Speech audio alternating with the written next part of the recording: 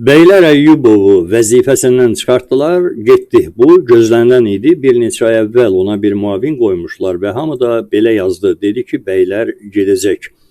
Sadəcə həmin zamana qədər bəylərin müavini vəzifəsi yox idi. Ona görə də hamı belə düşünürdü ki, əgər bu post yaradılıbsa və oraya bir nəfər təyin edilibsə, deməli bu Beylər Əyyubovun gedişinin işarəsidir.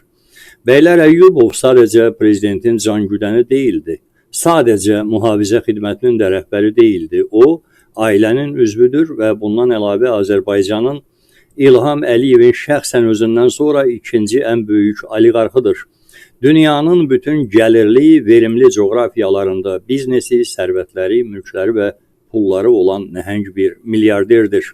Elə keçən il bir daha aşkar edildi ki, Beylər Əyyubovun Londonda 114, Dubayda 46 milyon dollarlıq əmlakları var, amma bu əlbəttə hamısı deyildi. Hətta oradakı mülklərinin də bir hissəsi idi, aşkar edilənləri idi. Ölkədə ən yüksək səviyyədə siyasi və maliyyə razborkalarının ailə tərəfdən təmsilçisidir, söz sahibidir. Bu hissəsinə hələ ki idi deyə bilmirəm, onu yaxın aylarda müşahidə edəcəyik. Beylər Əyyubov Azərbaycan korrupsiya maşınının yedək sürücüsüdür. Bioqrafiyasını xatırlamaq niyyətində deyiləm, özünüz tapıb oxuya bilərsiniz.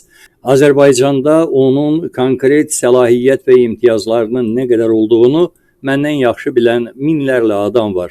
İndi Beylər Əyyubovun prezidentin qoruması vəzifəsindən götürülərək prezident katibliyinin rəisi vəzifəsinə qoyulduğu yazılır, amma 2019-cu il noyabr ayının 28-də prezident katibliyi rəsmən ləğv edilib.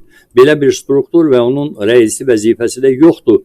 Katiblik ləğv ediləndə onun sonuncu rəisi Dilarə Seyidzadə də təqaüdə göndərilmişdi. Bu söhbət bağlanmışdı.